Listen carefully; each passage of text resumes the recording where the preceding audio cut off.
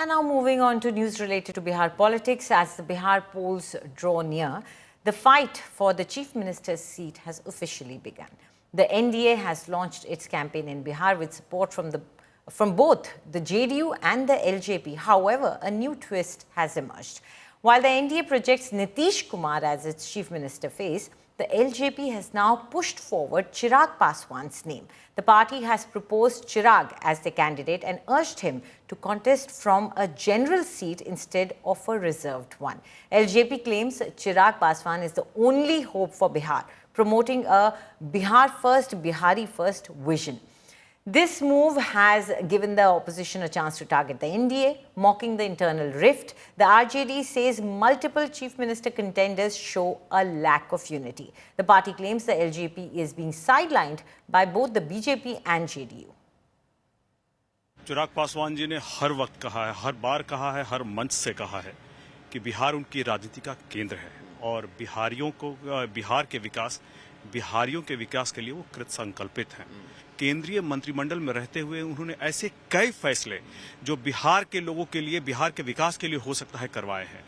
मैं बिहार के प्रभारी होने के नाते बिहार में जिस जिले, जिस प्रखंड, जिस पंचायत, गांव, गली, मोहल्ले में घूमा हूं, मैं सभी लोगों की मांग है कि चिराग पासवान जी को बिहार में आकर के बड़ी भूमिका निभानी। चिराग पासवान जी की बिहार विधानसभा चुनाव लड़ने की चर्चा हो रही है, तो इसमें दिक्कत और आपत्ति कहां है? उन्होंने तो खुद ही बताया है कि यह उनकी पार्टी और गठबंधन की मजबूती के लिए बेहतर होगा।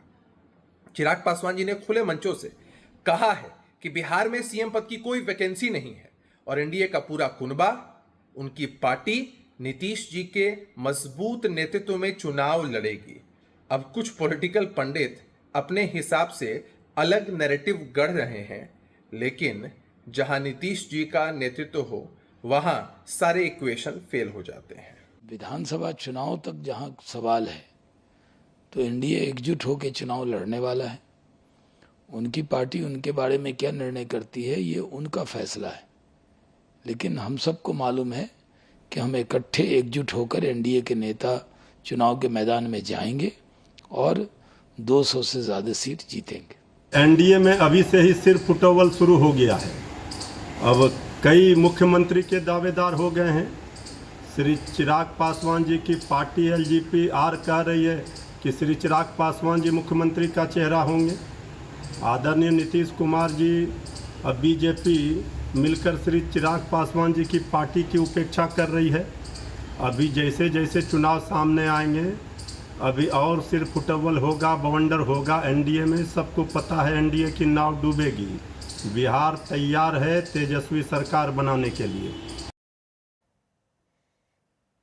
India Today's Piyush Mishra earlier interviewed Chirag Paswan, where he asked him about his wish to contest the upcoming Bihar polls. Take a look at what Chirag Paswan's reply was.